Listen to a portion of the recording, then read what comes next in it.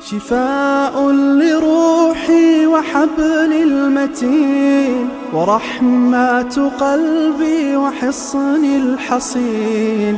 شفاء لروحي وحبل المتين ورحمة قلبي وحصن الحصين.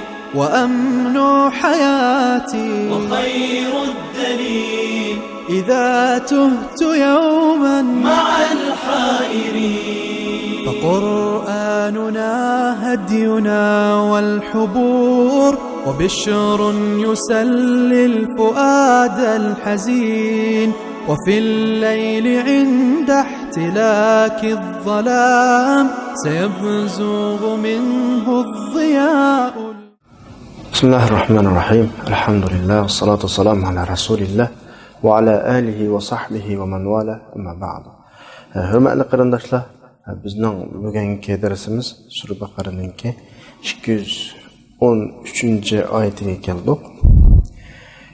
Ilgirki oyatlarda Alloh subhanahu va taolo hayotning haqiqati, hayotning xarakteri, Allah subhanahu wa ta'alaning bu hayotda bizning to'g'ri shaklda mangishimiz uchun bergan ko'rsatma ta'limotining xarakteri asli insonlarning o'ttirida chiqadigan to'qinish, ziddiyat, jamiyatdagi qalay-muqanchilikning manbasininki manfaatlar nuqtasidan bo'ladiganligi, bu yusidan har xil xohishlar, shaxsiy g'arazlar o'rtaga chiqib, undan keyin da'vatlash chiqadiganligi, payg'ambarlarning va kitoblarning avatilishi bu xil ixtiloflarni tugutish orqali jamiyatni normal tartibga solish uchun ekanligini bayon qilib,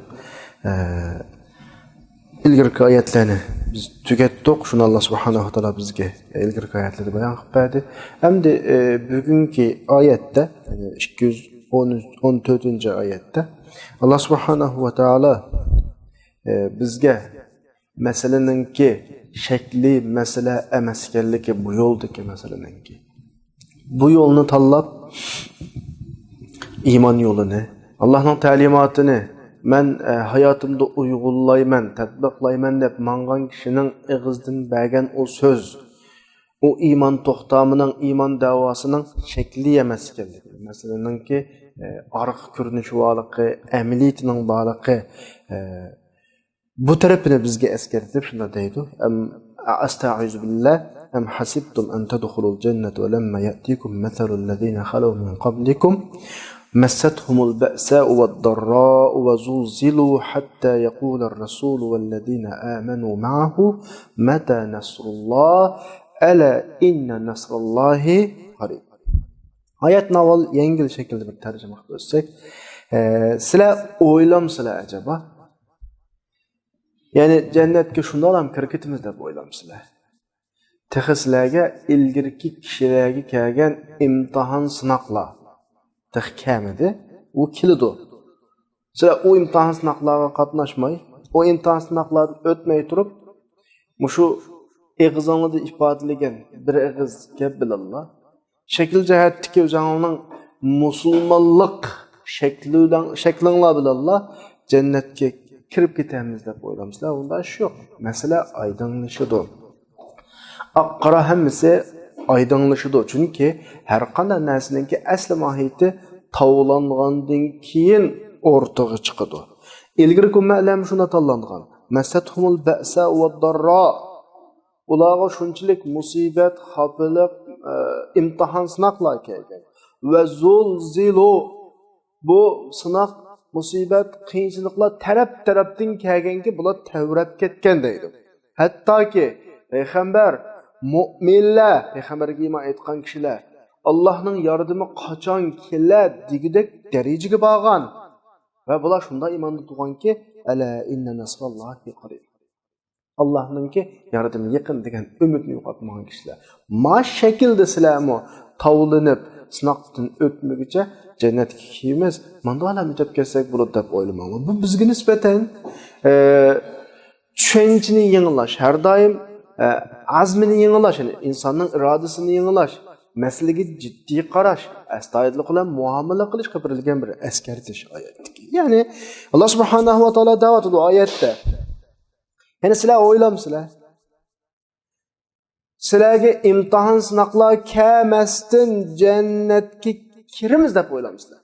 Mushu jumlaning o'zi, mushu ifodaning o'zi bizga shuni da'vat qildiki, undan ish yo'q. Çoxum iman ishkidan kirgan odam, bu yo'lni o'zimning hayot yo'lim deb tanlagan odam uchraydigan nurg'un mushaqqat, qiyinchiliklarga bardoshlik berish kerak. Sinoqdan o'tish kerak, tavlanish kerak. Andan avval bu yo'l eg'izulollam tanlab qo'yilgan, iymon eg'izulollam aytib qo'yilgan, bir la ilaha illalloh deb qo'ysam, butun ish bitadigan bo'lib qolsa, masala oson. Lekin qiyin tarafi sizning amaliyatingda o'rtaga chiqishi. Ya'ni o'zing bu yo'lni vujudingga singdirishing, sen bu yo'lning ichiga kirishing, bu yo'l sening vujudingga qana qilishga singishi. Bu muhim nuqta. Payg'ambar alayhisolatu vasallam bilan birga yashagan mushriklar, o'z vaqtidagi mushriklar hamda ilgirki insonlar qanday bo'lmasin azroq bir masalaning xarakterini bilib yetgach, ya'ni azroq deymiz hozir bizning o'zimizning aramızda tilimizde o'g'ilvali mijozi va deb qo'yamiz-ku. Ashtaroq bir ahvoli bo'lg'achqa Rasululloh bilan birga yashagan kishilar la ilaha illalloh deb qo'yib, lan masalani hal qilishni o'ylashmagan. Agar iymon aytishni haqiqiy ko'ngilga pishsa, iymon aytib shu yo'lda mustahkam mangan, yo'q, men bu yo'lda mustahkam manmayman, ya'ni men bu yo'lga kirmayman deb qolsa aytmagan. Shuning uchun masalalar yuz berdi, qiyinchiliklar yuz berdi, nurg'un urushlar, janglar, qon to'kilishlar bo'ldi. Bo'ptilar bir la ilaha illalloh deb qo'yib masalani hal qilyapti demidi. Chunki u bir shuar o bir ifoda berish insonning o'zining kelgusi hayoti to'g'riliq ifoda berishi. O bir yo'l tanlash aslida. La ilaha illalloh deganlik nima deganlik bo'ladi ularga nisbatan men burundan besib kelgan yo'lamning hammani tashlayman. Yep-yangi bir yo'lga kiraman degan. Chunki ular burundan tortib nurg'un botil, g'ayri ilohlarga agishib kelgan, nurg'un xato ishlarni qilib kelgan, shuni to'g'ri deb qilib kelgan, oshkor to'g'ri deydi. La ilaha illalloh deganning taqozosi bo'yicha o'zining burun yo'llarining hammani tashlash kerak. Chunki bular bu nuqtani tushunadi. Shunga kirgil unmagan ular. Chunki eg'izdan chiqqan bir eg'iz gap, eg'izdan qolib qolsa gap emas u. Bu nuqtani hammasi biladi bu nuqtani. Endi bu oyatda Alloh subhanahu va taolo bizga shunday bir eskartmalarni beryapti. Sizlar jannatga ilgirki kishilarga uchirgan, ilgirki kishilarga kelgan imtihon sinoqlar sizlarga kelmay turibsizlar, o imtihon sinoqlardan o'tmay turib jannatga kiramiz deb o'ylamsizlar. Bunday ish yo'q. Bunday ish olsun deyish orqali nima demakchi? İlgirki oyatlardagi mazmunlar bilan bu oyatning nima aloqasi bor? Desa ilgirki oyatlarda Alloh subhanahu va taolo Banu İsrail ve ummati Muhammadiyaninki farqlarini so'zlab kelgan. Banu İsrailning o'tkazgan xatoliklarini ummati Muhammadiyaga eskartish shaklida qanaqayotgan so'zlab turayotgan. Bu yerda shunday demakchiki, Banu İsrail davomliq nima deydi? Biz jannat kirkitimiz deydi. Biz degan Allohninki tanlangan bandalari. Biz bundan sinoq kelmaydi, dozoq kirmaymiz, kirsak mi necha kun kiramiz degandek bir safsatlar bilan ham xiyollar bilan arzu armonlar bilan yashaydigan insonlar. Yani ummati Muhammadiyaga da'vat etdiki, unda ish yo'q. Sizlar bu yo'lni tanlagan ekansizlar, bu yo'lning oxiriga chiqib mevasini uzganga qadar sizlar uchraydigan nurg'un imtihon sinoqlar va qiyinchiliklar va buningga hozirlaninglar da'vati. Ummati Muhammadiyaga. Sizlarning naslinglar anillar bo'lib qolsa bo'lmaydi. Sizlar ulardek o xil ideyada tutsanglar bo'lmaydi. Hozirlaninglar. Oldinglarda nurg'un ishlar keladi deydi. Bu yerda hozirlaninglar, oldinglarda nurg'un qiyinchilik, musibatlar keladi, imtihonlar keladi degan hukmlardan oldik. Oyatda valamma ya'tikum degan bir ifoda qo'llanilgan. Arabcha o'qiganlaringlar bilasizlar. Lamma degan so'z arabchada masalaning bundan keyin keladiganligini, texicha kamiganligini ifodalaydigan so'z. Texi bundan keyin keladi, texi kamidi degan Uyg'urchadagi, ya'ni texi degan ma'noda. Texi degan gap Biz normal bir cümleler ifadelersek, Ahmet geldi mi dese, texi kemmedi dese, kilidığanlık ifadesi. Kemmedi dese, kemmigen bulurdu. Texi kemmedi dese, kilidığanlık ifade olurdu. Lemma aşmeni ifadeleydi. Muşu manidin çok aldığımız nurgun imtihan sınavlar kılırdı. Mesela her göz, bir adamın ağızdaki gapini dep koyuşulallam, bu yolga başçalap vücudundan kirmestin, mesele bitmeydi. Mesela Sura Hucurat'ın 14. ayetinde bunda bir ayet var. Qalatil a'rabu amanna qul len tu'minu velakin qulu aslamna. Ve lemma yedhulul imanu fi qulubikum. Asli bu ayet bazı müfessirlerinin ifadelegan boyunca Banu Asad kabilesinden kelgan bir büyük kişiler Peygamber Aleyhisselam'ın kaşığı Medine'ye qurg'oqchilik yıldırdı keldi.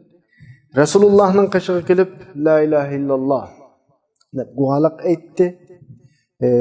Ondan keyin bular o'zining qurg'oqchilik qilisi qiyinchilik bo'lgandan keyin sadiqalardan birishni talab qildi. Resulullah'ga o'zicha o'zining musulmon bo'lganligini doq qilg'isi keldi. Biz degan musulmon bo'ldik. Aslan urushmadik, boshqa qabilalar urushganda kamisi sizga qarshi chiqadi. Biz musulmon bo'ldik deb bizning musulmon bo'lganligini Resulullahga doq qilmoqchi bo'lyapti. Shundan bu oyat tushgan. Qalatil arabu amanna qul lam tu'minu walakin qulu aslanna. Bular kelib, voy iymon etdik deyishdi. Bularga danki tahi iymon etmadinglar sizlar. Musulmon bo'ldik hozircha islom siziqining matarafiga o'tdinglar. Va lamma, meyadimi Allah lamma iborasi ishlatdi. Lamma ifodasi iymon tahi qalbinglarga kirmadi deyapti. Tahi qalbinglarga kirmadi degani bundan keyin kiradi deganga shu vaqtda shu odamlar deganki, shu arabiylar iymonning qalbimizga kirish umidi bor ekan. Alhamdulillah. Bundan keyin tahi mu'min bo'lg'odakmiz. degan bir ifodani bildirishgan. Endi bu yerda biz demakchiki, bir odamning og'zidan chiqib la ilaha illallohni deb qo'yishidan u odam musulmonlar siziqining ichiga kiradi, ammo haqiqiy rostchil iymon aytish uchun ash og'zingdan chiqqan la ilaha illalloh avval qalbingga o'rnishi kerak. Og'zingdan chiqqan la ilaha illalloh qalbingga o'rnishi kerak. Qalbingdagi bu ishonishninki va og'zingda ifodalagan bu ifodaning turtkisida sening amaliyating shu shaklga kelishi kerak. Hayoting shu shaklda o'rinlashtirilishi kerak. Shu uslubga kelishi kerak. Hayot uslubingni sen og'zing degan shu la ilaha illalloh va qalbingda ishongan shu ishonchga binoan qana qilishi ko'p chiqishi kerak. Bu iymonning haqiqiy ifodasi. Shunga ma'rabiylar kaplar voy biz iymon etdik la ilaha illalloh deb qo'yishdan Qur'on nima demadi bularni? Mu'min nima taqsim mu'min emas. Hozircha musulmon bo'ldik danglar. Iymon texi qalbinglarga kirmadi. Ya'ni buning qalbga kirishi ish kerak. Ma bugungi oyatimizda sizlar mushtalam jannatga kirib ketadi deb o'ylaymizlar? Unda ish yo'q. Voy musulmon bo'ldik-lar jannatga kirib, unda ish yo'q. Masala shakli masala emas. Shakli masala og'zingdan chiqqan bir og'iz masalasi emas. Amaliyatingda ifodalanishi kerak. Jin bilan jo qana qilish kerak? Ayrilishi kerak. Ilgari kunlarga o'xshash. Qiyinchiliklar bilan, musibatlar bilan, eng og'ir kunlar bilan tanlanishi kerak. Shu sinoqlardan o'tganlar andikin jannatga kirishga loyiq. Hargiz o'zingni boshqa ummatlardan farqli voy biz degan nochi unda deb o'ylab qolmanglar, sizlar jannatga imtihonsiz kirolmaysizlar. Balki bu imtihon sizlarga berilgan imkoniyat, ne'mat doirasida kengayib menishi mumkin. Bir odamga qanchalik imkoniyat, qanchalik vazifa berilsa, uning tushadigan imtihon shunchalik ko'p bo'ladi. Masalan, odatdagi kasblarda o'qiganlarning o'qish vaqti, soati, o'tkazadigan tajribalar asosida zil kasblarda o'qiganlar o'qish vaqtimi uzun bo'ladi, uning praktik vaqtimi uzun bo'ladi ya, masalan, o'xshash masala. Olgan vazifang ustinga olgan vazifang qanchalik muhim va ko'p bo'lsa, sening oldingda uchraydigan sinov imtihon shunchalik ko'p bo'ladi. Mas'uliyatga qarab turib imtihon sinov qiladi. Endi oyatda manda bir ifodani bir eslatib o'tish to'g'ri keladi. Masalan, oydinlashtirib biroz oyatning mazmuni. Oyatda men bu oyatni tarjima qilgan vaqtda ularga ilgirki ummatlarni eslatib ba'sa va darra qiyinchilik shu darajada yetganda bo'lib va zulzilu deb bir ibora qo'llanilgan. Zulziluni har tarafdan tavrigan deb tushundirdik. Ya'ni atrof xuddi yetarligandek bir ahvol bo'lib qolgan degan shaklda tarjima qildik. Buni arab til nuqtasidan ichkirilab kirganimizda arab tilidagi shakli jihatda qo'sh pildan tuzilgan shakldagi bir pil zalzala zulzilu asli zalladan chiqqan ikki pil xuddi birikkandek bir shakl var bu pilda. Yani bunun mushu nuqtadan izlanganimizda her narsaninki ikki pil emasmi o'z o'rnidan tushib ketishi zalzala bo'ladi. Tamdagi chiroqlar tushib ketdi, kitoblar tushib ketdi, men yiqildim, yerga u yiqildi, av yiqildi. Ya'ni yer tavrash deymiz buni, yer tavrash yani. Yer tavragan vaqtida uydagi hamma narsa midraydi, chiroqlar tushib ketdi, kitob jozibdagi kitoblar tushib ketdi, insonlar yiqildi yerga masalan, hatto binolar o'rildi. O'ng sol tartibsiz bir ahvol demakchi.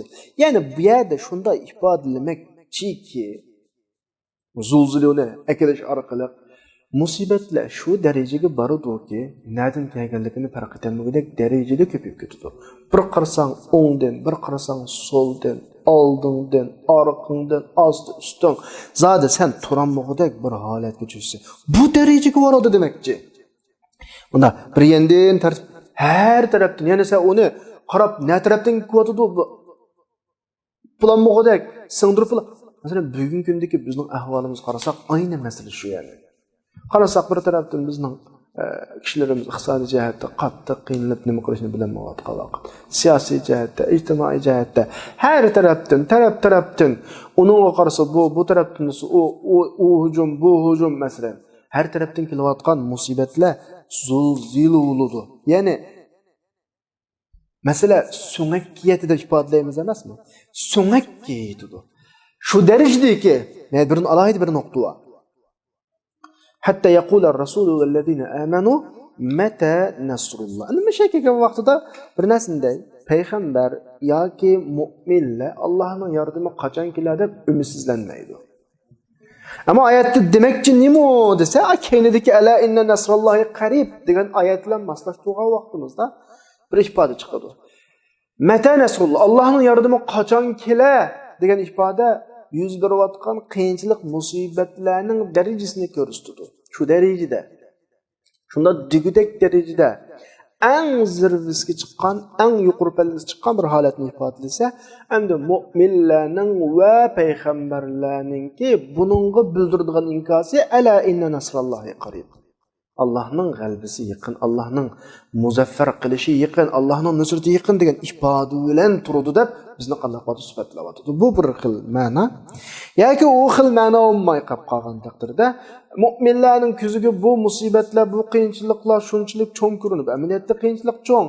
Bular Allohning yordami qachon kelar deydigan holatga kelgan vaqtda payg'ambar ularga ala inna nasrallohi qarib deydi. Yoki bu shaklda, yoki mu'minlar jamiyatida qiyinchiliklar, imtihon sinoqlar shu darajaga yetib, Allohning yordami qachon keladi degidek vaqtda mu'minlar yana o'zaro birisi-birisiga tavsiya shaklida, haqiqatni tavsiya qilish, sabrni tavsiya qilish shaklida ala inna nasrallohi qarib degan shaklda kelsa bo'ladi. Yoki Alloh subhanahu va taoloning bizga bergan va'dasi hisobda ala inna nasrallohi qarib deb tushunsak bo'ladi.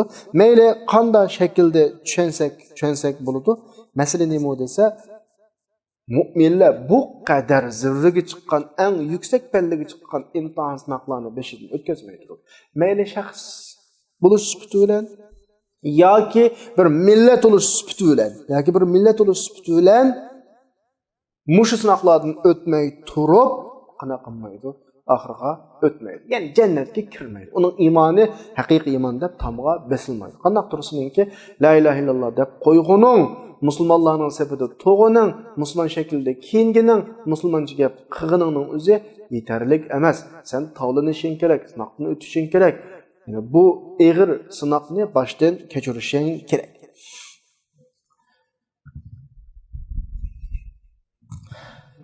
Şunu bilan oyatdagi imtihon sınaq masalasi haqida bizga Alloh subhanahu va taolo bizning qalbiy tarafimizga bir eskartish badi ilgirgi oyatda, ya'ni iymon degan ig'izlam deb qo'ydigan masala emas, balki qalbda buning yiltizi qalb turadi. Agar u qalbingga singmay la ilaha illalloh deb qo'ysang, bu hech nima bo'lmaydi. Qachon qalbda singan vaqtida yuqoridagi oyat tilg'ilingandek imtihon sınaqlardan halqib o'talaysa degan shaklda bizga bir eskartish bergandan keyin endi iymonninki tashqiri ifodalaridan bo'lgan bir ifodani bizga 215-oyatda ifodalayapti. Bu osmu Peygamber aleyhissalatu vesselam bilen sahabalar oturadaki sual so'rash va javob berish shakldagi bizga ifodalanayotgan bir ifoda. Yani sahabalar normalda o'zining tushunmagan yerlarini so'raydi. Normalda Peygamber aleyhissalatu vesselam bununla qanaqalatda javob berdi. Ama sahabalarning sual so'rash uslubi meseleni qiyinlashtiradigan shaklda sual so'raydi. Aydınlashtirish shaklda sual so'raydi. Bu haqda Qur'onda, hadislarda meseleni qiyinlashtiradigan suallarni so'rmaslik haqida ta'limot bor. Chunki masalani ko'chilab mas'uliyatni ortib qo'yadigan, majburiyatni ko'paytirib qo'yadigan bir holga akab qo'ysa, bu bir qiyinchilik bo'lib qoladi. Sahobalar bu nuqtadan masalani so'rmaydi. Payg'ambar alayhisolamning İmam Muslim, Nasai, Ibn Majah qatorliq muhaddislar Abu Hurayradan chiqargan hadisida ilgirki kishilar payg'ambarlarning ashta datalashib ko'p savol so'rab, masala savol tushunish savol emas. Nimishqa ani qanday qilamiz, undan keyin qanday qilamiz degandekmi? Ko'chilash, texnik cho'nqur cho'kish savolini ko'p so'rash tufaylidan oxir mas'uliyati eshib ketgandan keyin insonning taqati tugaydi, qilolmaydi, tugishib ketgan ahvol bor. Şoňlaşqa sizlar men sizlarga berishga buyursam, qilalganingni qilinglar. Tossam, o ishni tashlanglar. Masalani ko'paytmanglar dedi Rasululloh hadisda. Undan boshqa Qur'oni Karimdagi boshqa oyatlarda mu la tasalu an ashya in tubda lakum tasukum degan oyatlarga o'xshash mazmundagi ta'limotlar bor.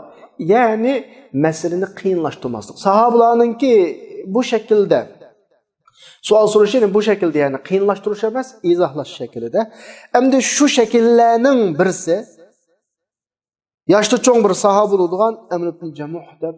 Bu sahoba Rasulullohning qashig'iga kelib, "Mening pul melim ko'p.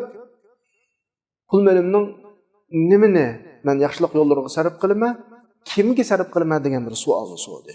Amaliyotda bu savol o'zi uchun so'rgan savol emas, balki atrofidagi shu holatda, shu xil sharoitda, shu tuyg'uda turayotganlarning bu bir ifodasi. Shuning bilan oyatda butun mu'minlarga qartilgan shaklda, mu'minlarni o'z ichiga olgan ko'plik shaklda bunday ifodalandiki, astag'firullaah.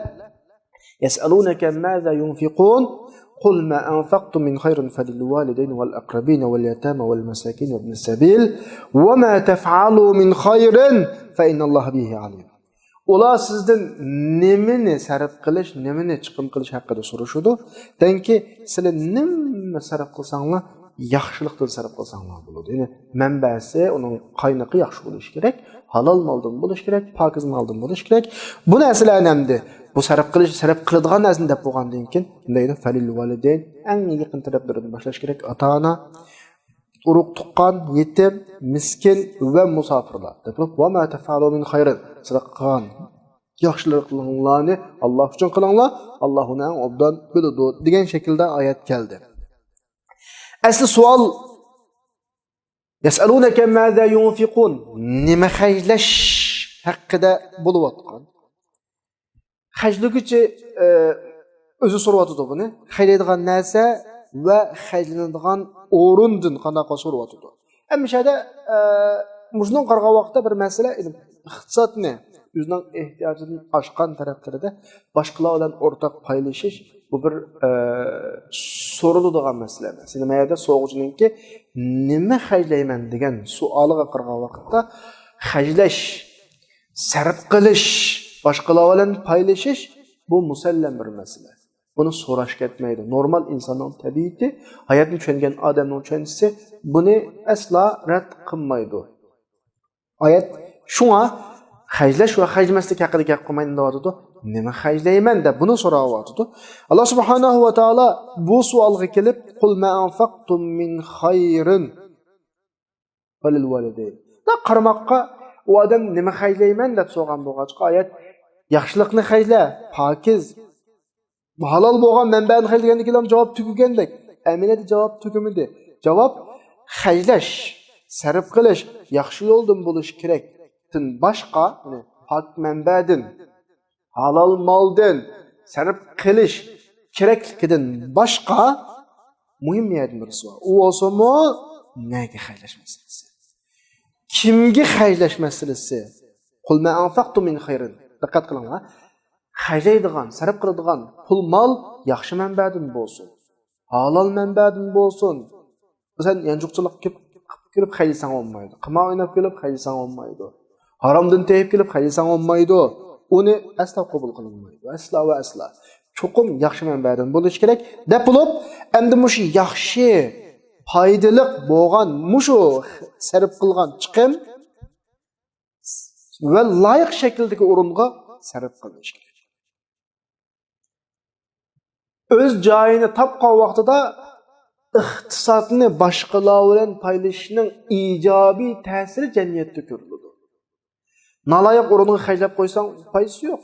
Chunki o'zining ehtiyojidan ortiq pul mollarini boshqalar bilan paylashish deganlik oddiy masala emas. Jamiyatning asosiy qurilmasi, jamiyatning inchki tarafi bu. Agar mushtarak qamdalmasa, jamiyatda hech kim o'zining jiniga amin bo'lmaydi, hech kim o'zining meliga amin bo'lmaydi.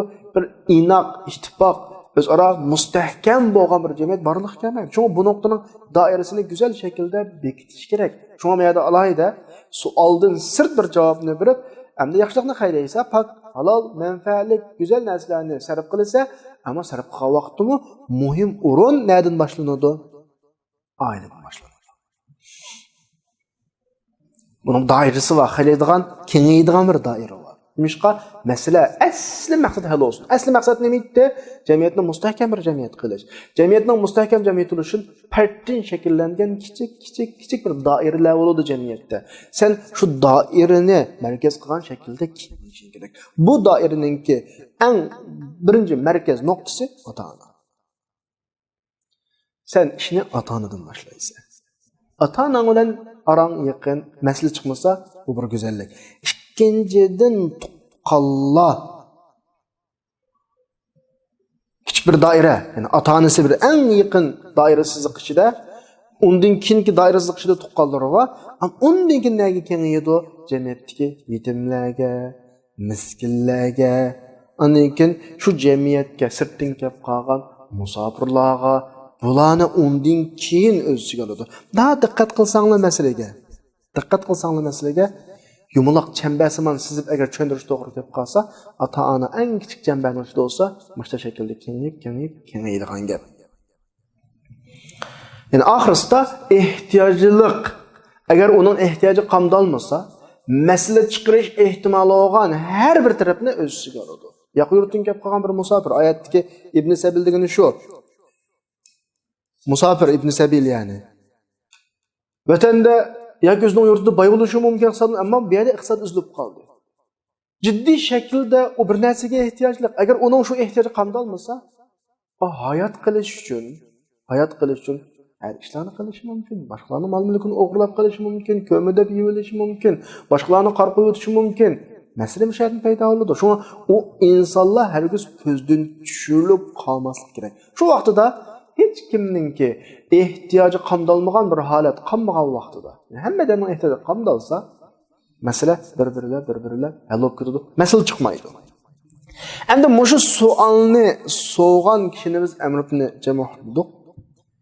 Bu kishining bir hikoyalari bor o'zininki. Asli to'kur kishi. Bilimiz to'kur jihatdan ma'zur, ya'ni jihatdan afv qilingan, qarg'u jihat qilmasin bo'ldi. To'kur jihat qilmasin bo'ldi. Kasallar jihatga chiqmasin, bu jihatga chiqolmaydigan darajada kasallar. Rasululloh bir jangga chiqmoqchi bo'lgan vaqtda bu kishi kelib, "Ya Rasululloh, meni jihatdan mahrum qo'ymaslar. Ballalarim meni to'kur deb qolib qo'ydi." Rasululloh dediki, "Alloh seni o'sirmagan ya. Sen çıkmasan buludu, senin ustunda mecburiyeti yok diyen ya Resulallah, ben muşu tokurlukum bilen cennetki kirişini yakış kirmedim. Qarang ha? Cennetki kirish uchun jihatni talab qilgan bu kishi, jannatni kirish uchun jihatni talab qilgan bu kishi nima xarjlayman deb so'ragan kishining o'zi shu. Bir nuqtaga diqqat qildinglarmi? Biz oldingi oyat va bu oyatda iymonning eg'izdagi nasl olmaydiganligini, o qalbdan yildiz tortib chiqqan bir inonch, ishonch ekanligini, bu ishonch insonning tashqariy amallariga ta'sir ko'rsatib, buning ifodalari har sohada namoyon bo'lganligini biz degan ya. Mana eg'izdan chiqqan shu iymon kalimasi qalbdagi ishongan ishonch bilan birlashganida bunun ifodalarini mushu odamningki ikki xil ifodasiga ko'rganlik. Birisi bu odamning shu ishonch tufaylidan jannatni talab qilib to'ku olsin jihatga chiqishni istayotdi. Yana birisi men pul melimni sarf qilish orqali jannatga kirsam bo'ldi deyapti. Alloh subhanahu va taolo bu kishiga javob berdi.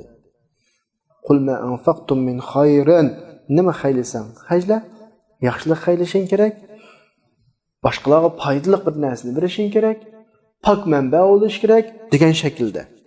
Endi xajlash asli inson qaysi vositalar bilan bo'lsin o'zining mulkiyidan chiqarib, masalan, setib, hadiya qilib, sovg'a qilib, silrahma qilib o'zining mulkiyidan chiqarayotgan narsa nima bo'ladi? Xajlash bo'ladi. Xajlash bo'ladi. Ma'ayatda Alloh subhanahu va taolo mushu xajlash ota-onalardan boshlanadi. Yiqillar, yetimlar, miskinlar, ibn sabillar bunun ichiga kiradi dedi. Biz mishada diqqatimizni tortadigan bir nuqta bor. Yetim masalasi. Yetimning hammasi ehtiyojliqmi? Men buni alayda eskartib deb qo'yishimda bunda bir azroq muhim inchki nuqtalar bor. Bir balaning dadasi o'lib ketdi, 10 yoshdagi bola yoki 8 yoshdagi bola. Dadasi boy o'g'achqa, iqtisodli o'g'achqa bolaga necha million pul qilib qoldi. Mushu bola yani yaxshilik qilishga ehtiyojliqmi? Oyatdagi yetim qanday yetim? Endi oyatdagi masala qarindoshlar. Faqat muhtojning, men davomli ta'kidlab qo'yaman, ehtiyojini qondoshlaymiz. Her sahadaki acizlarning qashida turish. Bayatdan men musafir haqqida azroq buni qistirib o'tdim. Yurtida o iqtisodlik bir adam. Ama bu shaharga kelgandan keyin ma'lum sabablar tufaylidan jiddiy bir ahvolga tushib qoldi. Acizlab qoldi. Bu jiddiy ahvoldan o'tib olishga yordam berish uning nisbatan xotirjamlik paydo qildi. Dedik ya boya. Endi deymizki, bu yetimning necha million pul sodadasidan maraz qolgan, ammo masala davomliq muhtojning ehtiyojini qamdashamiz. Balki acizning yanida turish har qaysi sohada. Masalan, u bola yetim, pulusi bor, necha million pulusi bor deyli. Shundaqdimi u bolaning 5-ni silsak, mehribonlik ko'rsatsak, o bolaning tuyg'usida qana tuyg'uladi, dadam o'lmabdi degan tuyg'uladi. Chunki u dadillik mehrini atrofidagi mu'min qarindoshlaridan elayotdi. Shundan keyin nima bo'ladi? Bu bolada dadillari bolalarga nisbatan o'chmanlik o'sib etilmaydi. Agar bir dadasi o'lib ketgan yetim bola atrofidagi bolalarning hammasininki dadasining quchug'ida o'ynayotganligini, dadasining ularning dadalarining o'zining balları bilan bo'lib ketib, o'zining bir chatda qolib qolganligini ko'rgan vaqtda uning necha million pul o'zib ketsin.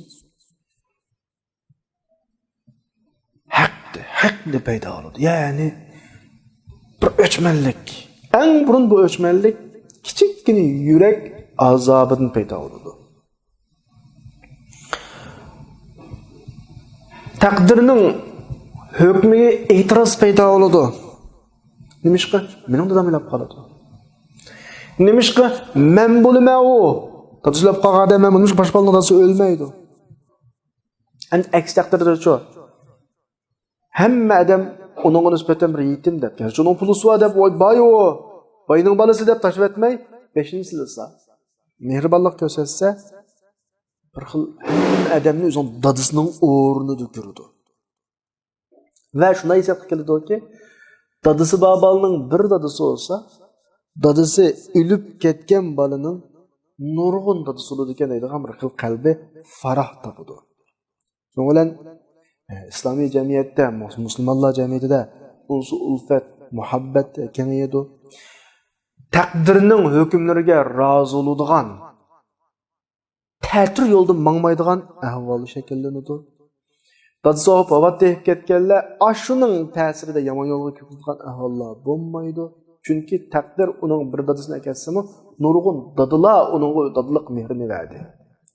Bu nuqtalar intayin inchika va inchika nuqta. Shu bu yerdagi masala biz o'zimizdagi bor imkoniyatdan sarf qiladigan yaxshilikni sarf qilish nuqtasi faqat ehtiyojlilar kishilar emas. Balki qanday shaklda bo'lsin, qaysi sohada bo'lsin, shuningga, shu bizning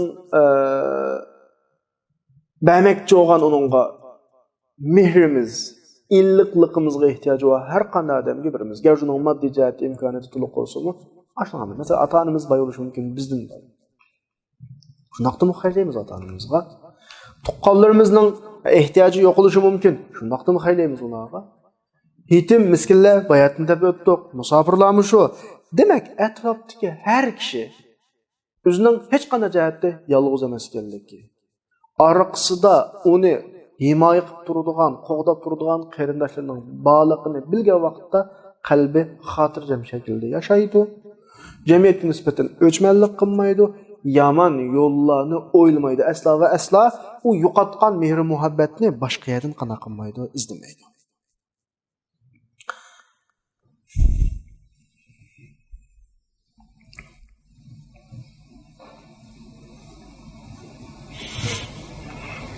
Masalan, buning ta'sirini atrofimizni kuzatib baqsak bo'ladi. Dadisi ketdi bir bola. Kishilar u bolalarni unutib ketdi. Dadisi bilan aralashib o'sib, mana kichik bolalar qolganligini asta ahamiyat bermay tashlanib ketdi. Bir mezgildan keyin u kichik bolalar ya jamiyatga eski odam bo'lib o'rtaga chiqadi. Eski odam bo'lib o'rtaga chiqadi. O vaqtida ularning sharri, ularning aziyat azorlaridan o'zini saqlab qololmaydi. Bu bir ahvol.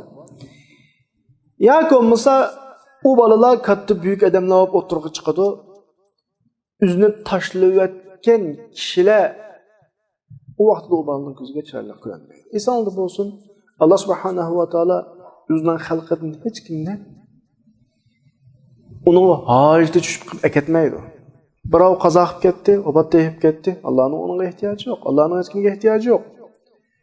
Faqat masala atrofdagilarning hammasiga bo'lgan imtihon sinoq masalalari, bugungi darsimizda shu mu'minlarning imtihon sinoqlari o'tdi. Iymonning asli, haqiqiy iymonning ta'sirlari buni so'zlab o'tdik. Bumu iymonning ta'sirlaridan bir ifoda. Ya'ni yasalunaka maza yunfiqun? Xarajat qilish, chiqim qilish. Ya'ni alohida ta'kidlab qo'yib bu darsimizdami?